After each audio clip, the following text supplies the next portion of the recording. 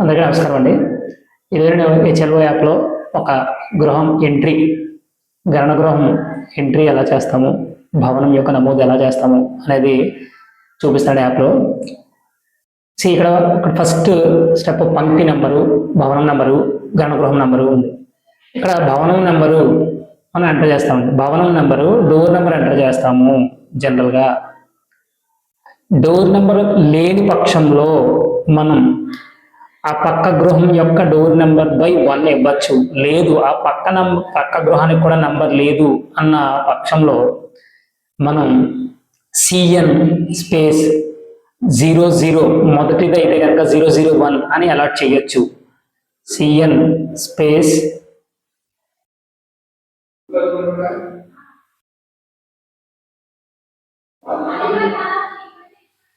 CN 001 అని ఇవ్వచ్చు. In case దాని డోర్ నెంబర్ లేకపోతే, లేని పక్షంలో ఇంకా మనకి ఈ నంబర్లు అనేవి సిఎన్ స్లాష్ బ్లాక్ నెంబర్ ఏదైతే ఉందో బ్లాక్ నెంబర్ స్లాష్ మీరు 1 ఇలాగైనా ఇవ్వచ్చు, నమోదు చేయొచ్చు. లేదు అక్కడ పక్కది 1-160 అని ఉంది. ఈ పర్టికులర్ భవనానికి డోర్ నెంబర్ లేదు, 1-160/1 అని నమోదు చేయొచ్చు.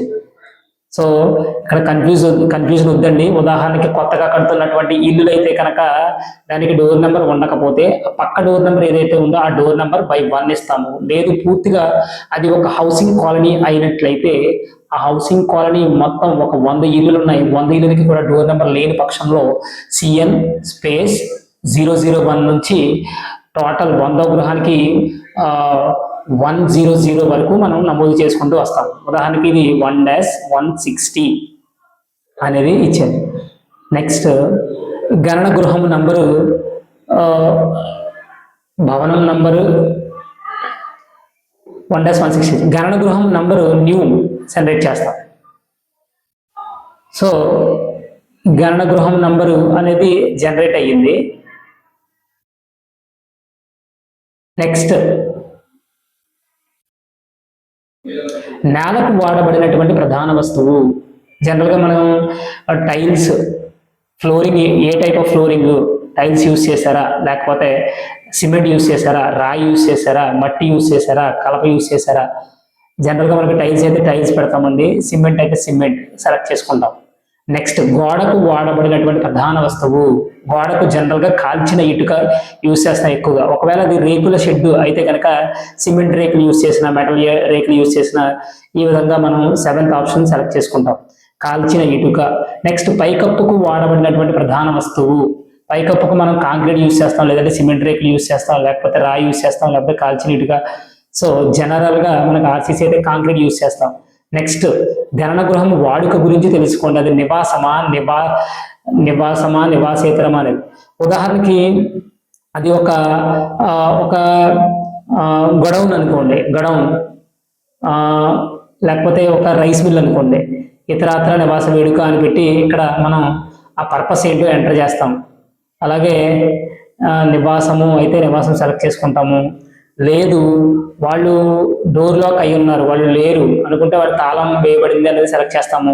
ఇక్కడ సంస్థాగతము అంటే ఏంటంటే జనరల్గా మనకి ఈ స్కూల్ పిల్లలు ఉండేటువంటి hostels, girls hostels, boys hostels, ఇలాంటివి ఏంటంటే నివాసము మరియు ఇతర వాడుక, అలాంటి వాటివి ఏంటంటే ఇది సెలెక్ట్ చేసి 2 సెలెక్ట్ చేస్తేనే సంస్థాగతం అనేది హైలైట్ అవుతుంది.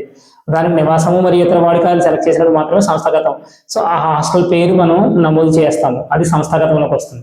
అది లేదు చర్చ్ అనేది మనం చర్చ్గా నమోదు చేద్దాం అనుకుంటే కనుక ప్రార్థనా స్థలం అని ఇచ్చి ఇక్కడ ఆ చర్చ్ యొక్క పేరు రాయొచ్చు, కల్వరీ టెంపుల్ అని మనం రాయొచ్చు. లేదు అది షాప్ అయితే కనుక దుకాణము అని పెట్టేసి, అంటే నివాసేతరముల్లో దుకాణం అవ్వచ్చు, పాఠశాల అవ్వచ్చు, లేకపోతే హోటల్ అవ్వచ్చు, లేకపోతే హాస్పిటల్ అవ్వచ్చు. ఇక్కడ హాస్పిటల్ అని సెలెక్ట్ చేస్తే ఇక్కడ ఏ హాస్పిటల్, ఆదిత్య హాస్పిటల్ అని మనం నమోదు చేయొచ్చు.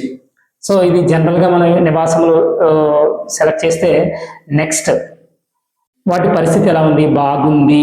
నెక్స్ట్ కుటుంబ సంఖ్య, కుటుంబంలో మామూలుగా నివసిస్తున్న వ్యక్తుల సంఖ్య, వ్యక్తుల మొత్తం సంఖ్య, వ్యక్తులు ఎంతమంది నివసిస్తున్నారు అనేది నమోదు చేస్తాం మనం.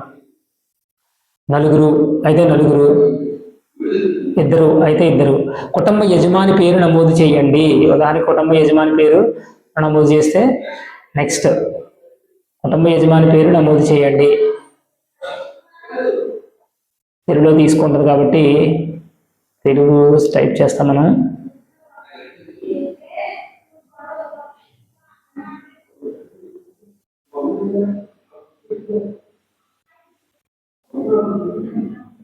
లింగ భేదము పురుషుడు, క్యాస్ట్ ఇతరులు, ఇంటి యజమాని స్థితి సొంతము, ఎన్ని నివాస గదులు ఉన్నాయి. ఇది నివాస గదుల్లో ఒక హాలు 2 బెడ్రూమ్లు ఉంటే 3 అని రాస్తాం. వంటగది, స్నానాల గది అది అనేది మనం కౌంట్ చేయకూడదు.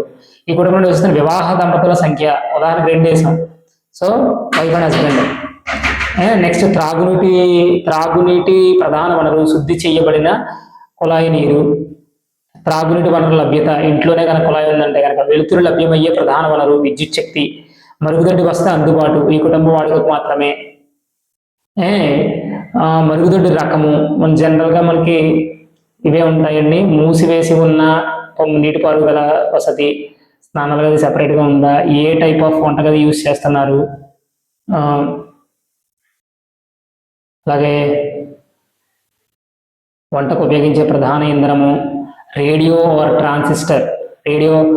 ట్రాన్సిస్టర్ ఏ విధమైనటువంటి ఫెసిలిటీ ఉంది, మొబైల్ యూజ్ చేస్తున్నారు, cable connection, mobile are smart phone, laptop ఉందా, కంప్యూటర్ లేదు ఉంటే ఉందని లేకపోతే లేదు అని, టెలిఫోన్ మరియు మొబైల్ ఫోన్, స్మార్ట్ ఫోన్ మాత్రమే ఉంది, స్కూటరు, కారు, జీపు లేదు, ఏమి యూజ్ చేస్తారు. ఫోన్ నెంబర్ వేసి సబ్మిట్ చేస్తే మనకి టోటల్ కంప్లీట్ అయిపోతుంది, అంటే సబ్మిట్ అయిపోతుంది. ఇలా మనం ఒక గృహం అనేది పూర్తి చేస్తాం. ఉదాహరణకి ఇదే డోర్ నెంబర్లో చెంపుకొట్టి దాని పంక్తి నెంబర్ దాని గృహం నెంబరు జంప్లో మనకి క్వశ్చన్ నెంబర్ 1కి వెళ్ళిపోదాం. Question number 1 ఎరుగవడం అనుమతించబడ్డ Q1కి